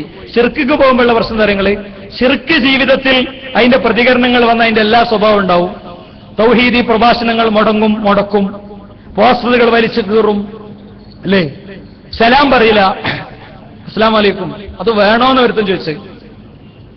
ഈ തൊട്ടടുത്ത പ്രദേശത്തുള്ള ഒരാളോടെ എന്തേന്ന് വെച്ച്, ഇജ്ജ് മറ്റവനൊക്കെ കാഫറല്ലേ, പിന്നെ നിങ്ങളോടൊക്കെ പറയണോ? കാഫറാക്കും. പിന്നെ വീട്ടിൽ നിന്ന് ഇറക്കി വിടും, പരിപാടി കേൾക്കാൻ പാടില്ല എന്ന് പറയും. ഇതൊക്കെ ഈ സ്വഭാവമൊക്കെ നമുക്ക് വന്നിട്ടുണ്ടോ നമ്മൾ ആലോചിക്കണം. അന്യമായ ആരോപണങ്ങൾ ഉന്നയിക്കും, സാമ്പത്തിക ആരോപണങ്ങൾ ഉന്നയിക്കും. കടപ്പുറത്ത് മഹാസമ്മേളനങ്ങളിൽ പറഞ്ഞ കാര്യങ്ങളെ സംബന്ധിച്ച ഒരു വിലയിരുത്തൽ ഇത്ര പോകുന്നൊരു സദസ്സിൽ ഞാൻ നടത്തുന്നതിൽ തെറ്റില്ല എന്ന് എനിക്ക് തോന്നുന്നത്. കടപ്പുറത്ത് മഹാജനസഞ്ചയത്തെ വിളിച്ചുകൂട്ടിയിട്ട് ആളുകൾക്ക് പറയാമെങ്കിൽ, നമ്മളെ മയ്യത്തിന്റെ മുമ്പിൽ ആളുകൾ വന്നു നിൽക്കുമ്പോൾ എന്നാലും ഓനക്കെ എന്ന് ചിന്തിക്കാതിരിക്കണമെങ്കിൽ പറയണല്ലോ, അല്ലേ? അതുവരെ നമ്മളാരും എവിടെയും വിശദീകരിച്ചിട്ടില്ല. എന്താ, ദൈവത്തിന്റെ എത്രയോ ലക്ഷം റുപ്യ മോഷ്ടിച്ചിട്ടാണ് മുജാഹിദ് സ്റ്റുഡൻസ് മൂവ്മെന്റിന്റെ സമിതി പോയത് എന്നാണ്, അല്ലേ? 17-ാം തീയതിയാണ് ഞങ്ങൾക്ക് കത്ത് കിട്ടുന്നത്. 17-ാം തീയതി 12/1 ഫ്രൈഡേ 12/1 കത്ത് വാങ്ങി. 14-ാം തീയതി ക്യാഷ് ഞങ്ങൾ പിൻവലിച്ചിട്ടുണ്ട്. എന്തുകൊണ്ടറിയോ? ഞങ്ങളെ നിരീക്ഷണം തെറ്റിയിട്ടില്ല. വലിയ ബുദ്ധിയും കഴിവൊന്നുമില്ലെങ്കിലും നമുക്കറിയാം ഇത് പിരിച്ചുവിട്ട് ആദ്യം പോകുക കാനറ ബാങ്കാണ്. പറഞ്ഞ പോലെ ആദ്യം പോയത് കത്ത് കൊടുത്തത് കാനറ ബാങ്കിലാണ്. ചെന്നപ്പോ ഒരു ട്രാൻസാക്ഷനോട് അനുവദിക്കരുത്, 500 റുപ്യയുടെ. അപ്പൊ എന്താന്ന് വെച്ചാൽ ഈ ക്യാഷ് ഞങ്ങൾ എടുക്കാനൊരു കാരണമുണ്ട്. ആ ക്യാഷ് എടുക്കാനുള്ള കാരണം എന്താ അറിയോ? ആ ക്യാഷ് ഒരുപാട് പാവപ്പെട്ട കുട്ടികളുടെ പഠന ചെലവാണ്. ഈ ക്യാഷ് അവിടെ കിടന്നിരുന്നുവെങ്കിൽ സുഹൃത്തുക്കളെ സംഭവിക്കാൻ തരയോ? കുറെ 4-ാം വർഷം MBBS പഠനം നിർത്തി ഇപ്പൊ ഏതെങ്കിലുമൊക്കെ ഷോപ്പില് അരി വാരി കൊടുക്കണവനായിട്ടുണ്ടാകും, അല്ലെങ്കിൽ മണൽ വരാൻ പോയിട്ടുണ്ടാകും. അപ്പൊ ഞങ്ങൾ അതിന് വിടണോ? അതല്ല, ഈ ക്യാഷ് അത് അതാതിന്റെ ആളുകൾക്ക് എത്തിക്കണോ? അത് അതാതിന്റെ ആളുകൾക്ക് എത്തിച്ചു. അതാതിന്റെ തൊട്ടടുത്ത ഞായറാഴ്ച കുട്ടികളെ വിളിച്ചുകൂട്ടി കൊടുത്തു. സംശയമുള്ളവർക്ക് കുട്ടികൾ എഴുതി ഒപ്പിട്ട വോച്ചർ തരാം. നീ കള്ള വോച്ചർ ഉണ്ടാക്കിയതാണെങ്കിൽ ബന്ധപ്പെട്ട ആൾക്കാരെ കൊണ്ടുവന്നേരാം, അല്ലേ? എന്നിട്ട് 18 ലക്ഷം ഒരു സംവിധാനത്തിൻ്റെത് മോഷ്ടിച്ചിട്ട് നിയമവും കോടതിയൊക്കെ ഇവിടെ ഉണ്ടായിട്ട് ഒന്നും ചെയ്യാൻ പറ്റിയിട്ടില്ല. ഇത്രയും ദിവസം വലിയ ആവേശത്തിൽ ഞങ്ങൾക്കൊരു കത്ത് അയച്ചിരുന്നു. ഇംഗ്ലീഷിലുള്ള നല്ലൊരു കത്ത്, അടിയിൽ ഏപ്പിന്റെ ഒപ്പാണ്. ബഹുമാനെ ഏപ്പിന്റെ ഒപ്പുള്ള കുറെ കത്ത് കണ്ടതുകൊണ്ട് ഇതിൽ വലിയ അത്ഭുതമൊന്നും തോന്നിയില്ല. അപ്പോ ആ കത്ത് അതിന് ഞങ്ങൾ റീപ്ലൈ കൊടുത്തിട്ടുണ്ട്. കടപ്പുറത്ത് പോയി ഒച്ച ഉണ്ടാക്കല്ലേ വേണ്ടേ? നമുക്ക് നോക്കാം. കേസ് കൊടുക്കിങ്ങള്. ഞങ്ങള് 18 ലക്ഷം റുപ്യ മോഷ്ടിച്ചു തന്നെ കേസ് കൊടുക്കും. കടപ്പുറത്ത് പോയിട്ട് ഞങ്ങൾ ത്യാഗം ചെയ്തുണ്ടാക്കിയതെന്ന് ഈ ഏരിയയിലൊരു സാധു പറഞ്ഞു. ഓനക്ക് എന്നാ ത്യാഗം ചെയ്തത് നമുക്ക് മനസ്സിലായിട്ടില്ല. അപ്പൊ ഈ ത്യാഗം എന്ന് പറഞ്ഞാൽ എന്താ? ത്യാഗം എന്ന് പറഞ്ഞാൽ സുളിയാത്ത കുപ്പായിട്ട് ഇങ്ങനെ നടക്കല തന്നെ. അതുകൊണ്ട് അതിന് അർഹമായ നിലക്ക് ആളുകൾ തള്ളിക്കോട്ടെ എന്ന് വിചാരിച്ചിട്ട്. പക്ഷേ കടപ്പുറത്തെ പ്രോഗ്രാം കഴിഞ്ഞപ്പോൾ ഏതോ 1-2 കാരണന്മാർ ഈ വിഷയം അങ്ങനെ ചോദിച്ചു. അപ്പൊ എനിക്കങ്ങനെ തോന്നി, മയ്യത്ത് മുന്നിൽ വെച്ചിട്ട് നിസ്കരിക്കാൻ വരുമെന്ന് സംശയം. വന്നാൽ നിനക്ക് മറ്റേ ആത്ത് കട്ടോനാണല്ലോ എന്ന് പറയണ്ടല്ലോ എന്ന് വിചാരിച്ചിട്ട് ക്ലിയർ ചെയ്യാണ്. ഇവിടുത്തെ പാവപ്പെട്ട കുട്ടികൾക്ക് വേണ്ടി നമ്മൾ തെണ്ടിപ്പിരിച്ച പൈസ അത് പിൻവലിച്ചിട്ടുണ്ട്. അത് അതാതിന്റെ ആളുകൾക്ക് കൊടുത്തിട്ടുമുണ്ട്. അതുകൊണ്ട് ശബ്ദതയുടെ മുഴുവൻ തലങ്ങളും ലംഘിച്ചുകൊണ്ടാണ് ഇപ്പോൾ പബ്ലിക്കിനോട് സംസാരിക്കുന്നത്. മതം സുരക്ഷയാണെന്നുള്ളതിന് പകരം ഡാഷ് സുരക്ഷയാണെന്ന് പറഞ്ഞിട്ട് ആന്റി പ്രഗ്നൻസിയുമായി ബന്ധപ്പെട്ട എന്തൊക്കെ സാധനങ്ങളാണ് ചില ആൾക്കാർ പറയുന്നത്. വളരെ വിഷമം തോന്നി. ചില ആളുകളുടെ ഗവേഷണ പ്രബന്ധം എന്താന്ന് മനസ്സിലായപ്പോ നമുക്ക്. ഡോക്ടറും PhD സ്കോളറൊക്കെ ആയപ്പോ എന്തായിരുന്നു ഇവരൊക്കെ ഗവേഷണം നടത്തിയിരുന്നു എന്ന് ശരിക്കും മനസ്സിലായി. അതുകൊണ്ട് ഞാൻ വളരെ കൃത്യമായി പറയുന്നു, മുജാഹിദ് പ്രസ്ഥാനത്തിനൊരു സംസ്കാരമുണ്ട്. ആ സംസ്കാരമനുസരിച്ച് മുജാഹിദുകൾ മുന്നോട്ട് പോകും. മുജാഹിദുകൾ ശക്തമായി മുന്നോട്ട് പോകും. കടപ്പുറത്താകെ 3000 ആളെ പങ്കെടുത്തിട്ടുള്ളതാണ് ഒരു ബഹുമാന്യ ദേഹം പ്രസംഗിച്ചത്. ആയിക്കോട്ടെ, കടപ്പുറത്ത് എത്ര ആളാ പങ്കെടുത്തതെന്ന് എല്ലാവർക്കും അറിയാം അല്ലേ? ഇതിന്റെ കൃത്യമായ അസ്വസ്ഥതയുടെ കാരണങ്ങളും എല്ലാവരെ സംബന്ധിച്ചിടത്തോളം അറിയാം. അതുകൊണ്ട് ഞാൻ ദീർഘിപ്പിക്കുന്നില്ല. മുജാഹിദുകൾക്ക് വീട്ടുമുറ്റങ്ങളിൽ ഖുർആൻ ക്ലാസ് എടുക്കാൻ അറിയാം. കാരണം 100 വർഷങ്ങൾക്ക് മുമ്പ് ആരംഭിച്ചത് ഇങ്ങനെയാണ്. ഇനി ആ പള്ളി ശ്മശാനം മുടക്കുന്നതായിരിക്കും അടുത്തത് പറയാൻ പോണത് അല്ലേ? നിങ്ങളെ ക്രൈറ്റീരിയ അനുസരിച്ച് ഇനി വരേണ്ടത് അതാണ്. അങ്ങനെയാണെങ്കിൽ അതും കണ്ടിട്ടുണ്ട്. മുത്തന്നൂരിലെ പാവപ്പെട്ട ഒരു മനുഷ്യന്റെ മൃതശരീരം 3 ദിവസമാണ് ഖബറിൽ വെക്കാതെ പുറത്തു നിന്നത്. 3 ദിവസം. ആ 3 ദിവസമാകുമ്പോ നീര് കെട്ടി അതിൽ നിന്ന് നീര് ഒഴുകുന്ന അവസ്ഥയുണ്ടായിട്ടും മുജാഹിദികൾ കോംപ്രമൈസ് ചെയ്തിട്ടില്ല. എങ്കിൽ ഇവിടെയും കോംപ്രമൈസ് ചെയ്യാൻ പോകുന്നില്ല. കേരളത്തിന്റെ ഓരോ ഏരിയകളിലും ദാവാ പ്രവർത്തനങ്ങൾ മുടക്കിക്കൊണ്ടിരിക്കുകയാണ്. പാവപ്പെട്ട എഞ്ചിനീയറിംഗ് കോളേജിലെ കുട്ടികൾ നടത്തുന്ന ക്ലാസ് ഒരു വീട്ടുമുറ്റത്താണ് government engineering college, Kozhikode government engineering കോളേജിലെ കുട്ടികൾ ക്ലാസ് എടുക്കണേ. ഒരാഴ്ച വന്നപ്പോ ഒരു കാരണം ഇങ്ങോട്ട് ചേരാൻ പറ്റില്ല, നിങ്ങൾക്ക് ജിന്നിനോട് പ്രാർത്ഥിക്കണോരാ, നിങ്ങൾക്ക് ജിന്നൂരിയല്ല. അപ്പൊ കൂട്ടത്തിലൊരു അമുസ്ലിം സുഹൃത്തുണ്ട്, ഇവിടെയൊക്കെ വെക്കണ ഓരോരുത്തരുണ്ട്. എന്താടാ ജിന്നൂരി എന്ന് പറഞ്ഞാൽ? ഓനെന്ത് ജിന്നൂരി? ഓൻ പള്ളിക്കൊക്കെ തന്നെ കയറില്ല, വലിയ മുസ്ലിമൊക്കെയാണ്. ഇങ്ങനത്തെ ആൾക്കാർക്കുള്ള ക്ലാസ്സാണ് എന്ത് ചെയ്യണത്? ബ്ലോക്ക് ചെയ്യണത്. പിന്നെ കോട്ടയം മെഡിക്കൽ കോളേജിൽ ഇതിന് ഇസ്ലാം ദീൻ എന്ന് പറയോ? നിങ്ങൾ പറയും ഖുർആൻ പഠിക്കണത് മുടക്കണിന് ഇസ്ലാം ദീൻ എന്ന് പറയോ? എന്നിട്ട് അന്ധവിശ്വാസത്തിലേക്ക് കൊണ്ടുപോകുന്ന എന്തന്ധവിശ്വാസത്തിലേക്കാണ് കൊണ്ടുപോകുന്നത്? റുഖിയ ശറയ്യാണെങ്കിൽ ജമിയത്തുൽ ഉലമ എഴുതി ഒപ്പിട്ടതാണ്. ജമിയത്തുൽ ഉലമയിൽ ഈ പറയുന്ന ആളുകളൊക്കെ എഴുതി ഒപ്പിട്ടതാണ് അല്ലേ? അതുകൊണ്ട് ഇത്തരം കുപ്രചാരണങ്ങൾ കൊണ്ടൊന്നും ആർക്കും പിടിച്ചു നിൽക്കാൻ സാധ്യമല്ല. സത്യം ഉജ്ജ്വലമായ പ്രൗഢിയോടുകൂടെ ഓരോ ദിവസവും തെളിഞ്ഞു വരുന്നുണ്ട് എന്നത് നമുക്ക് ആശ്വാസം പകരുന്ന കാര്യമാണ്. അതുകൊണ്ട് സുഹൃത്തുക്കളെ, ഇവിടെ എത്രേ സംഭവിച്ചിട്ടുള്ളൂ? 2007 മുതൽ 2011 വരെ ശിർക്കല്ലെന്നും അഭൗതികമല്ലെന്നും ഇതിൽ ശിർക്കുണ്ടെങ്കിൽ ജിന്നിനോട് പ്രാർത്ഥിക്കുന്നവരുണ്ടെങ്കിൽ ഞങ്ങളെ പള്ളി പൂട്ടിയിട്ട് നിങ്ങളെ കോളേജിലെ താക്കോല് കൊണ്ടുവന്നു തരാമെന്ന് സത്യധാരക്കാരോട് പറഞ്ഞ, സത്യധാരക്കാരോട് ഇപ്പൊ അഭിമുഖം കൊടുത്ത ആളുകൾ അതേ സത്യധാരക്കാരുടെ സ്റ്റേറ്റ് ഓഫീസായി വർക്ക് ചെയ്യുന്ന, അവരുടെ പ്രമുഖമായി സ്ഥാപനമായി വർക്ക് ചെയ്യുന്ന നന്ദി ദാറുസലാമിന്റെ മുന്നിലേക്ക് ചൂണ്ടിയിട്ട് പറഞ്ഞിട്ടുണ്ട്, നന്ദിപ്പള്ളിന്റെ താക്കോൽ അവിടെ കൊണ്ടുവന്നേരാം, ഇപ്പൊ നിങ്ങൾ കൊണ്ടേ കൊടുക്കോ? ആണ് വരിങ്ങൾ കൊണ്ടേ കൊടുക്കാൻ.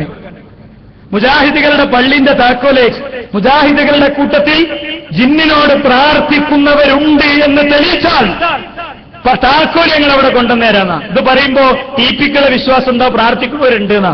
അപ്പൊ താക്കോൽ കൊടുക്കേണ്ടി വരും. ഇനി സത്യധാരക്കാരൻ ഈ കടലാസം കൊണ്ട് വന്നാലോ, ദാ നിങ്ങളെ വെല്ലുവിളി ദാ പള്ളിന്റെ താക്കോലുകൾ തരും എന്ന് പറഞ്ഞാലോ നിങ്ങൾ എന്താ പറയാ? അപ്പൊ ഇതെന്താ സംഭവം എന്ന് അറിയങ്ങള്? ഇതിൽ ചെറിയൊരു കളി ഇറന്നിട്ടുണ്ട്. ആ കളി നമുക്ക് ഹോളിന്റെ ഉള്ളിൽ ഒരുമിച്ച് കൂടുമ്പോൾ പറയാം, അതിപ്പോ ഇവിടെ പറയണ്ട. പക്ഷെ ഒരു കാര്യം ഞാൻ പറഞ്ഞുതരാം. നമ്മൾ നമുക്ക് വീട്ടിൽ നിന്ന് ഇറങ്ങണം. ഇപ്പൊ മോനാണെങ്കിൽ ഭയങ്കര കരച്ചിലാ അല്ലേ? പെരുഞ്ചാതി കരച്ചില്. അപ്പൊ കരയുമ്പോ നമ്മൾ എന്ത് ചെയ്യും? ഓന്റെ കയ്യിൽ നമ്മളെ പഴയ മൊബൈൽ എടുത്തിട്ട് കൊടുക്കും, അല്ലെങ്കിൽ മിഠായി എടുത്തിട്ട് കൊടുക്കും. അതോടുകൂടെ അവന്റെ അജണ്ടയാണ് മാറും. എന്താ ഇതെന്താ മിഠായി? ഇത് ഭയങ്കര മിഠായിയാണല്ലോ. പിന്നെ ഓനോട് കാണുന്നില്ല, ഓനാണ് പോവും എന്ന് പറഞ്ഞ പോലെ 2011 ഒക്കെ ആയപ്പോഴേക്ക് മുജാഹിദ് പ്രസ്ഥാനത്തിന്റെ ഉള്ളിൽ ചില ആളുകൾ കളിക്കുന്നുണ്ടെന്ന് മനസ്സിലായി. കാരണം 2010 തേജസ് പത്രത്തിൽ ഒരു ന്യൂസ് കണ്ടു, മുജാഹിദ് ബാലുശ്ശേരിയും സക്കരിയ സുലായിയും പുറത്ത്. മുജാഹിദീങ്ങളാകെ ഞെട്ടി. എന്താ കാരണം എന്നറിയോ? പഠിച്ചോനെ ഇന്നലല്ലേ ഇവിടുന്ന് മുജാഹിദ് ബാലുശ്ശേരി പോയത്. അപ്പൊ ഒരു പ്രസംഗത്തിനിടയ്ക്ക് തൊണ്ട പൊട്ടി ബ്ലഡ് വന്നിട്ട് വെള്ളമൊക്കെ കുടിച്ച് അവിടെ ഇരുന്നിട്ടാണല്ലോ പ്രസംഗിച്ചത്. സക്കരിയ സുലായിന്റെ മറ്റേ ആ മണ്ണാർക്കാട് സംവാദത്തിന് സീറ്റ് നമ്മൾ മിഞ്ഞാന്ന് മറ്റേ ഇന്നാക്ക് കൊടുത്തിട്ട് ആ മുസ്ലിയാർ ഇപ്പോ എനിക്ക് കുറെ കാര്യങ്ങൾ മനസ്സിലായതെന്ന് പറഞ്ഞാണല്ലോ. എന്തിനെ പോലെ പുറത്താക്കിയത്? അത് അന്വേഷിച്ചവർക്ക് കുറച്ച് കാര്യമൊക്കെ മനസ്സിലായി. ഇതിന്റെ ഉള്ളിൽ ചില വള്ളിവെക്കൽ നടക്കുന്നുണ്ട്, ഇതിന്റെ ഉള്ളിൽ ചില ഒതുക്കൽ നടക്കുന്നുണ്ട്. ഞാൻ ഊഹം പറയണല്ല. 2006 സാൽവേഷന്റെ ശേഷം ഒരു ദിവസം ജാമിഅ നബവിയുടെ ലൈബ്രറിയിലേക്ക് കയറി ചെല്ലുമ്പോൾ ഇതിന്റെ പ്ലേ മേക്കറായി നടക്കുന്ന സർവാൽ അടിച്ചു പോയി, പിന്നൊരുത്തം പാടാൻ വന്നു, ഓൻ പോയി.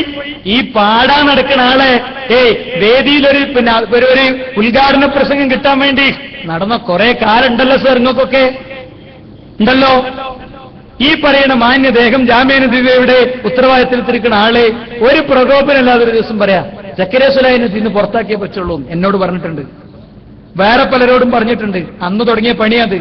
അപ്പൊ ഇത് പുറത്താകുന്ന കണ്ടപ്പോ നമ്മൾ കുട്ടിയേക്ക് മിഠായി കൊടുക്കണ മാതിരി ഒരു സാധനം വിതരണം ചെയ്തു. നജ്ജ് പിടിച്ചോ റുക്കിയ ചെറിയ മിഠായി, ഇജ്ജ് പിടിച്ചോ ഭൗതിക മിഠായി, അപ്പുറത്ത് അഭൗതിക മിഠായി. നമ്മളെങ്ങനെ പൊളിച്ച് ഇത് ഭൗതികാണോ ഇത് അഭൗതികാണോ അല്ലേ, അതത് കാര്യകാരണ ബന്ധത്തിന് അതീതാണോ അല്ലേ, ഇതിമങ്ങനെ കെട്ടിമറിഞ്ഞപ്പോ മെല്ലെ ഗ്രൂപ്പ് മീറ്റിംഗ് വിളിച്ചിട്ട് സംഗതി നടപ്പിലാക്കി, സംഘടന കൈക്കലാക്കി അല്ലേ. വളരെ ആത്മാർത്ഥമായി വർക്ക് ചെയ്തിരുന്ന പല പ്രവർത്തകരെടുത്ത് പുറത്തു കിട്ടു, സ്ഥാപനങ്ങളിൽ നിന്നെടുത്ത് പുറത്തു കിട്ടു. ബഹുമാനനായി കുഞ്ഞി മുഹമ്മദ് മദനി പറപ്പൂർ ജാമിഅ സലഫിയുടെ ഉത്തരവാദിത്വത്തിൽ ജൂൺ 1 പ്രിൻസിപ്പാളിന്റെ കസേരയിലേക്ക് ചെല്ലുമോ ഇല്ലയോ നിങ്ങൾ അന്വേഷിക്കും. പറപ്പൂരിനെ പറ്റി ആർക്കും അവരുടെ അഭിപ്രായം? പറപ്പൂർ ജിന്നപൂജകനാണെന്ന് ഇത്രയും ദിവസം പറഞ്ഞിട്ടില്ലല്ലോ. എന്തേ കുഞ്ഞി മുഹമ്മദ് മദനി പറപ്പൂർ അദ്ദേഹം ജാമിഅ സലഫിയുടെ പ്രിൻസിപ്പാൾ പോസ്റ്റിലേക്ക് ജൂൺ 1 മുതൽ പോകുന്നുണ്ടോ നിങ്ങൾ പരിശോധിക്കും. എന്താ പോകാത്തത്? എന്താണ് അതിന്റെ കാരണം? 2 ആളെ മാറ്റി നിർത്തിയപ്പോഴേക്കല്ല എത്ര പ്രശ്നം എന്നാ പിന്നെ മനസ്സിലായി. 20 ആളെ ഒന്നിച്ച് ലിസ്റ്റ് പുറത്തു വന്നപ്പോ അല്ലേ. അതുകൊണ്ട് മുജാഹിദുകളെ നമ്മൾ മനസ്സിലാക്കുക, ഇത് ഈ വിഷയം ഒരുപക്ഷെ വളരെ തെറ്റിദ്ധാരണ കൊണ്ട് എന്തെന്ന് വെച്ചാൽ മൊത്തം ഹിദായത്തുനിന്ന് പോകുന്നുള്ളതുകൊണ്ട് മാത്രമാണ് വളരെ ഒരു ഇടങ്ങാറ് അനുഭവിച്ചിട്ട് വാക്കുകൾ കൺട്രോൾ ചെയ്തിട്ട് ഈ വിഷയം എങ്ങനെയാണ് അഡ്ജസ്റ്റ് ചെയ്ത് പറയണത്. അത് നമുക്ക് ഹാളിന്റെ ഉള്ളിൽ വിശദമായി തന്നെ പറയണം, വിശദമായി തന്നെ പഠിക്കണം. എനിക്ക് പറയാനുള്ളത്, നമ്മളൊന്ന് ദീനീ രംഗത്ത് ഒന്ന് സ്ലോ ആയാൽ എന്താ അറിയോ, ശൈത്താൻ അതിലേറെ സ്ലോ ആക്കും. പിന്നെ മെല്ലായിട്ട് പുറത്തേക്ക് പോകേണ്ടി വരും. ദീനീ രംഗത്ത് നമ്മൾ ഉണ്ടാവില്ല. പിന്നെ അവസാനം നമ്മളെ പറമ്പച്ചോടും ബാക്കി കയറ്റമണം പോകും. നമ്മളായിരിക്കും ഇവിടുത്തെ എല്ലാം ചെയ്തത്. അതുകൊണ്ട് ത്യാഗം എന്ന് പറയുന്നത് ഒരു പ്രതിസന്ധി ഇല്ലാത്ത ദിവസം ചെയ്യുന്ന പണിക്കല്ല, നിങ്ങൾ മനസ്സിലായിക്കോളി. ത്യാഗം എന്ന് പറയുന്നത് വെറും ഒരു പ്രതിസന്ധി ഇല്ലാത്ത ദിവസം ചെയ്യുന്ന പണിക്കല്ല. പിന്നെ ഇവിടെ പേരാമ്പ്രയിൽ സലാഹുദ്ദീൻ ചുവലിക്ക് നേരെ ബോംബെറിഞ്ഞു, അത് സൂചനയായി മാത്രം നിങ്ങൾ കണ്ടാൽ മതി. പക്ഷേ ഒന്ന് ഞങ്ങൾ പറയാം, ഇവിടുത്തെ പൊളിറ്റീഷ്യൻസ്, ഇവിടുത്തെ മാധ്യമപ്രവർത്തകർ, ഇവിടുത്തെ പോലീസ് ഉദ്യോഗസ്ഥർ എല്ലാവരോടും ഒരു കാര്യം ഞങ്ങൾ പറയാം. ബേബി മെമ്മോറിയൽ ഹോസ്പിറ്റലിന്റെ ബെഡിൽ 2 കരങ്ങൾ ഇങ്ങനെ പൊക്കിപ്പിടിച്ച് 2 കാലും നീട്ടിപ്പിടിച്ച് ഒരു വിരലിന്റെ പകുതി വിരലിന്റെ ആഴത്തിൽ മുറിവ് വെച്ച് കിടക്കുന്ന സലാഹുദ്ദീൻ അയ്യൂബിയുടെ കയ്യിലും അദ്ദേഹത്തിന്റെ കാലിലുമുള്ള മുറിവിനെക്കാളും വലിയ മുറിവ് കേരളത്തിലെ മുജാഹിദുകളുടെ ഹൃദയത്തിൽ ഉണ്ടായിട്ടുണ്ട് എന്ന് മനസ്സിലാക്കുന്നത് ചില ആളുകൾക്ക് നല്ലതാണ്. ഇത്രയും ദിവസമായിട്ട് ഇതുമായി ബന്ധപ്പെട്ടവരെ പുറത്തു കൊണ്ടുവരാനോ ബന്ധപ്പെട്ട കാര്യങ്ങൾ ചെയ്യാനോ ഇടപെട്ടിട്ടില്ല എന്നത് മുജാഹിദുകൾ ഗൗരവത്തോടുകൂടെ കണ്ടിട്ടുണ്ട്. ഇവിടെ ഈ പൊളിറ്റിക്കൽ ഓർഗനൈസേഷനുകളുടെ ബോഡികളിലുള്ളവരുണ്ടെങ്കിൽ ഈ മെസ്സേജ് നിങ്ങൾ മുകളിൽ കൊടുക്കുക. കോഴിക്കോട് 2-ൽ 1-ലധികം സ്ഥാനാർത്ഥികൾ 1-ലധികം തവണ പരാജയപ്പെട്ടിട്ടുണ്ട്. ഇങ്ങനെ വിരൽ ചൂണ്ടി സംസാരിക്കൽ ഞങ്ങൾക്ക് കുറവാണ്. ഞങ്ങൾ വർത്താനം കുറച്ച് പണി കൂട്ടല. ഇതുകൊണ്ട് അധികം ഇങ്ങനെ പണിയെടുക്കലല്ലോ. ഇതുകൊണ്ടൊരു പണിയുണ്ട്. ഈ സാധനം കൊണ്ട് ഇവിടെ മഷി പുരളുന്ന ദിവസം ഒരു പണിയുണ്ട്. ഞങ്ങളിങ്ങനെ സംസാരിക്കാറില്ല. പക്ഷേ ഇപ്പോൾ സംസാരിക്കുന്നത് മതവേദിയിൽ ആദ്യത്തെ അനുഭവമാണിത്. മതവേദിയിലെ ആദ്യത്തെ അനുഭവം. പക്ഷെ സീരിയസ് ആയി എടുത്തിട്ടില്ല. പൗരസ്വാതന്ത്ര്യത്തിന്റെ പേരുള്ള കയ്യോങ്ങൾ ഞങ്ങളാരെയും കനറ ബാങ്കിൽ പണയത്തിലല്ല. പക്ഷേ ഞങ്ങൾക്കൊരു മാതൃകാ പെരുമാറ്റച്ചട്ടമുണ്ട്. ആ മാതൃകാ പെരുമാറ്റച്ചട്ടം ഉള്ളതുകൊണ്ടാ ഞങ്ങളെ പ്രവർത്തകർ കൈ ഇങ്ങനെ മുറുക്കി പിടിച്ചു നിൽക്കുന്നത് അത് ഞങ്ങളെ സംഘടനാ സർക്കുലറിൽ വന്നതല്ല, മുകളിൽ ആകാശത്തു നിന്ന് ഇറങ്ങിയതും പ്രവാചകൻ വിശദീകരിച്ചതുമാണ്. അതുകൊണ്ട് ഇതിനെതിരെ ശക്തമായി മുന്നോട്ടു പോവുകയും തിരുത്തുകയും ചെയ്യുമെന്നത് ഈ സന്ദർഭത്തിൽ ഉണർത്തുകയാണ്. മുജാഹിദ് പ്രസ്ഥാനത്തിന്റെ വളരെ ഉത്തരവാദിത്തപ്പെട്ട 2 ബോഡികളെ നിങ്ങളെ മരവിപ്പിച്ചിരിക്കുന്നു, ഫ്രിഡ്ജിൽ വെച്ചിരിക്കുന്നു എന്ന് പറഞ്ഞാൽ നടക്കുകയില്ല. കുട്ടികൾ കൂടുതൽ സജീവരായി. കുട്ടികളെ എല്ലാ വർഷവും നടത്തിയതിന്റെ ദഅവത്ത് മുടക്കാൻ മദ്യപാനിയായ ചെറുപ്പക്കാരനെ കൂട്ടിക്കൊണ്ടുവന്നിരുത്തി അവരെ പ്രസംഗം കേൾപ്പിക്കുന്ന സദസ്സ് മുടക്കാൻ, പ്രണയ നൈരാശ്യം കാരണം ആത്മഹത്യക്ക് തീരുമാനിച്ചവനെ ആത്മഹത്യയിൽ നിന്ന് പിന്തിരിപ്പിച്ച് 3 ദിവസത്തെ ക്യാമ്പിൽ പങ്കെടുക്കുമ്പോഴേക്ക് അവന്റെ മനസ്സ് പരിവർത്തിപ്പിക്കണമെന്ന നിലയ്ക്ക് ഹോസ്റ്റൽ മുറികളിലൂടെ എന്റെ സഹപ്രവർത്തകർ ചുറ്റിത്തിരിയുമ്പോൾ ദഅവത്തിന് വേണ്ടി രൂപീകരിക്കപ്പെട്ട സംഘടനയുടെ ഏറ്റവും മുകളിൽ ഏറ്റവും ഒന്നാമത്തെ ഓഫീസിലെ സീറ്റിലിരുന്ന്, എയർ കണ്ടീഷൻ ചെയ്ത സീറ്റിലിരുന്ന് ചക്രം തിരിക്കുകയായിരുന്നു ചിലർ. അത് പോരാഞ്ഞിട്ട് മലപ്പുറത്ത് SP ഓഫീസിലും കളക്ടറേറ്റിലുമൊക്കെ വന്ന് എത്തിക്കാത്തിരുന്നു. എത്തിക്കാത്തിന്റെ പുതിയ വല്ല ഹദീസും വന്നോന്ന് ഏതോ ഒരു ബാലവേദിക്കാരൻ സംശയം ചോദിച്ചു. എന്താ കാരണം ഇത് മുടക്കാൻ? പക്ഷേ നിരാശരായി പോകേണ്ടി വന്നു. ആ നിരാശ ഇനിയും അനുഭവിക്കേണ്ടി വരും. ഇനിയും സുഹൃത്തുക്കളെ അനുഭവിക്കേണ്ടി വരും. ഇത്രയൊക്കെ സമ്മർദ്ദങ്ങൾ ഉണ്ടായിട്ട് വളരെ മാന്യമായും വളരെ സന്തോഷത്തോടും കൂടെ ആദർശ പ്രബോധനം മുന്നോട്ട് കൊണ്ടുപോകുന്നു. അതുകൊണ്ട് നമ്മുടെ മുഖ്യ അജണ്ട ലാ ഇലാഹ ഇല്ലല്ലാഹു സമൂഹത്തിലേക്ക് എത്തിക്കലാണ്. തീവ്രവാദത്തിന് വർക്കിയലാണ്, വിദേഹത്തിനെതിരിൽ ശബ്ദിക്കലാണ്, അനാഥരെ സംരക്ഷിക്കലാണ്, സാമൂഹികമായ മുന്നേറ്റങ്ങൾക്ക് വേണ്ടി പ്രവർത്തിക്കലാണ്, രാജ്യ സംരക്ഷണ ബ്രിട്ടീഷുകാരന്റെ ബൂട്ട്സിന്റെ ചവിട്ടേറ്റ് അവന്റെ എയർ ഗണ്ണുകളുടെ വെടിയേറ്റ് നേടിയ സ്വാതന്ത്ര്യം, ആ സ്വാതന്ത്ര്യത്തിന്റെ അന്തരീക്ഷം ഇവിടെ നിലനിന്നുകൊണ്ട് ആദർശ പ്രബോധനത്തിന് അവസരമുണ്ടാക്കണം. ആ നിലക്കുള്ള മുന്നേറ്റങ്ങൾ തുടരുക. റബ്ബ് നമ്മെ അനുഗ്രഹിക്കുമാറാകട്ടെ. അവന്റെ പരിശുദ്ധ സ്വർഗത്തെ അവൻ പ്രദാനം ചെയ്യുമാറാകട്ടെ. അമീൻ ആമീൻ ബിറഹ്മതിക യാ അർഹമർ റഹീമീൻ. വൽഹംദുലില്ലാഹി റബ്ബിൽ ആലമീൻ. വസല്ലല്ലാഹു